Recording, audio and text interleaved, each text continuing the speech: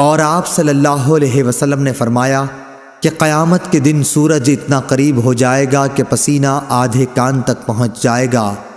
لوگ اسی حال میں اپنی مخلصی کے لیے حضرت آدم علیہ السلام سے فریاد کریں گے، پھر موسیٰ علیہ السلام سے، اور پھر محمد صلی اللہ علیہ وسلم سے۔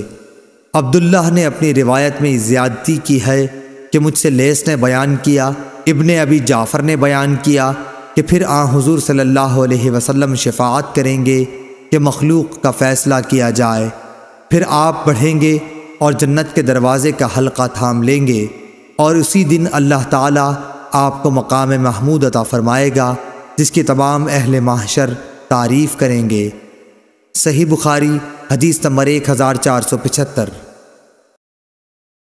محمد بن زیاد نے خبر دی، انہوں نے کہا کہ میں نے ابو ہریرہ رضی اللہ عنہ سے سنا کہ نبی کریم صلی اللہ علیہ وسلم نے فرمایا، مسکین وہ نہیں جسے ایک دو لقمے در در پھرائیں، مسکین تو وہ ہے جس کے پاس مال نہیں لیکن اسے سوال سے شرم آتی ہے اور وہ لوگوں سے چمٹ کر نہیں مانگتا، مسکین وہ جو کمائے مگر بقدر ضرورت نہ پا سکے۔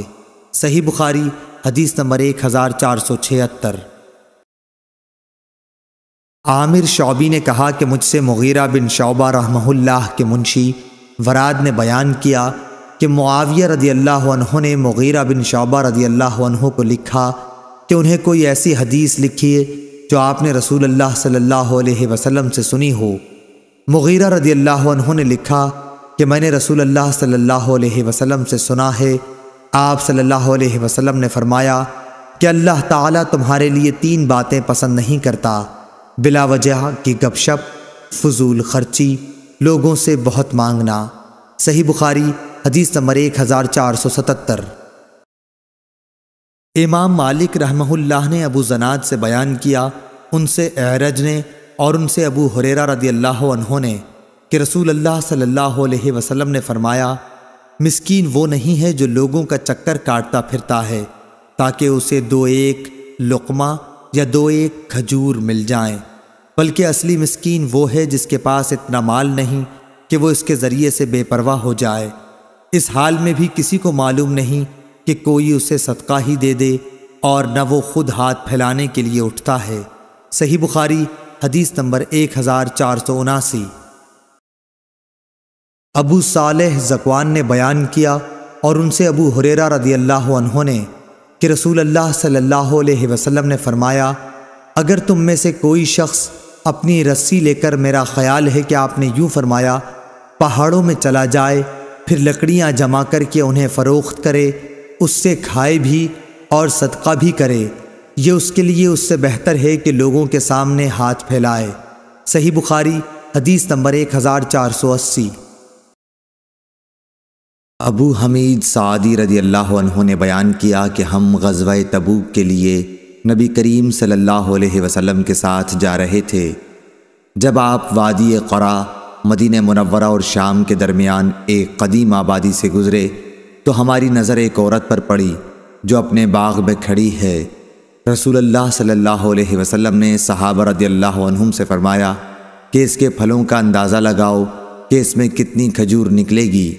حضور اکرم صلی اللہ علیہ وسلم نے 10 وسق کا اندازہ لگایا، پھر اس عورت سے فرمایا کہ یاد رکھنا اس میں سے جتنی کھجور نکلے۔ جب ہم تبوک پہنچے، آپ صلی اللہ علیہ وسلم نے فرمایا کہ آج رات بڑے زور کی آندھی چلے گی، اس لیے کوئی شخص کھڑا نہ رہے، اور جس کے پاس اونٹ ہوں تو وہ اسے باندھ دیں۔ چنانچہ ہم نے اونٹ باندھ لیے اور آندھی بڑے زور کی آئی۔ ایک شخص کھڑا ہوا تھا تو ہوا نے اسے جبل طے پر جا پھینکا، اور ایلا کے حاکم یوحنا بن روبہ نے نبی کریم صلی اللہ علیہ وسلم کو سفید خچر اور ایک چادر کا تحفہ بھیجا۔ حضور صلی اللہ علیہ وسلم نے تحریری طور پر اسے اس کی حکومت پر برقرار رکھا۔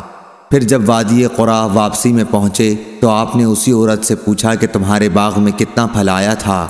اس نے کہا آپ صلی اللہ علیہ وسلم کے اندازے کے مطابق 10 وسق آیا تھا۔ اس کے بعد رسول اللہ صلی اللہ علیہ وسلم نے فرمایا کہ میں مدینے جلد جانا چاہتا ہوں، اس لیے جو کوئی میرے ساتھ جلدی چلنا چاہے وہ میرے ساتھ جلد روانہ ہو۔ پھر جب ابن بکار امام بخاری رحمہ اللہ کے شیخ نے ایک ایسا جملہ کہا جس کے معنی یہ تھے کہ مدینہ دکھائی دینے لگا تو آپ نے فرمایا کہ یہ ہے طابہ۔ پھر آپ نے احد پہاڑ دیکھا تو فرمایا کہ یہ پہاڑ ہم سے محبت رکھتا ہے اور ہم بھی اس سے محبت رکھتے ہیں۔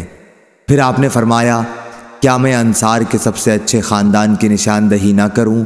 صحابہ رضی اللہ عنہم نے عرض کی کہ ضرور کیجئے۔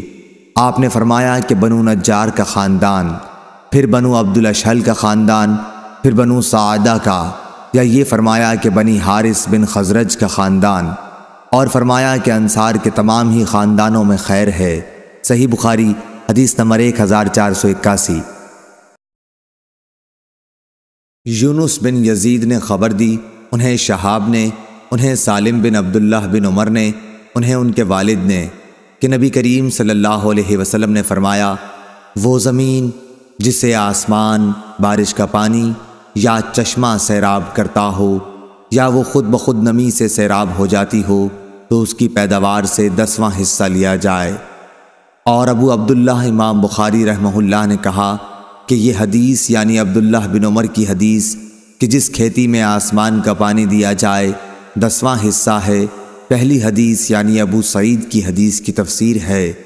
اس میں زکوٰۃ کی کوئی مقدار مذکور نہیں ہے اور اس میں مذکور ہے اور زیادتی قبول کی جاتی ہے، اور گول مول حدیث کا حکم صاف صاف حدیث کے موافق لیا جاتا ہے جب اس کا راوی ثقہ ہو، جیسے فضل بن عباس رضی اللہ عنہ نے روایت کیا کہ نبی کریم صلی اللہ علیہ وسلم نے کعبے میں نماز نہیں پڑھی، لیکن بلال رضی اللہ عنہ نے بتلایا کہ آپ نے نماز کعبے میں پڑھی تھی۔ اس موقع پر بھی بلال رضی اللہ عنہ کی بات قبول کی گئی اور فضل رضی اللہ عنہ کا قول چھوڑ دیا گیا۔ صحیح بخاری حدیث نمبر 1483۔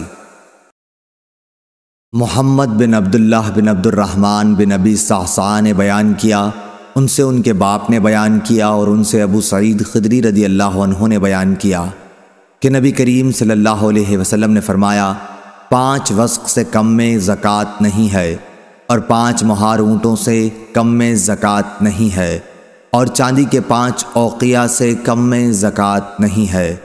ابو عبداللہ نے کہا یہ پہلے تفسیر ہو چکی ہے کہ آپ صلی اللہ علیہ وسلم نے فرمایا اس میں 5 اوسق کے علاوہ صدقہ نہیں ہے، اور ہمیشہ علم میں اہل سبت یا بینوا سے اضافہ ہوا ہے۔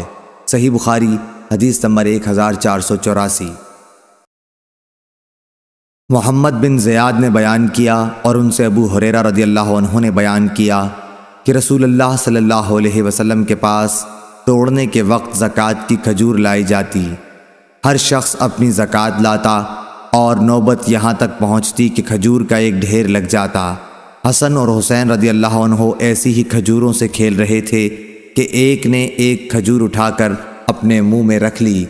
رسول اللہ صلی اللہ علیہ وسلم نے جو ہی دیکھا تو ان کے منہ سے وہ کھجور نکال لی اور فرمایا کہ کیا تمہیں معلوم نہیں کہ محمد صلی اللہ علیہ وسلم کی اولاد زکوٰۃ کا مال نہیں کھا سکتی؟ صحیح بخاری حدیث نمبر 1485۔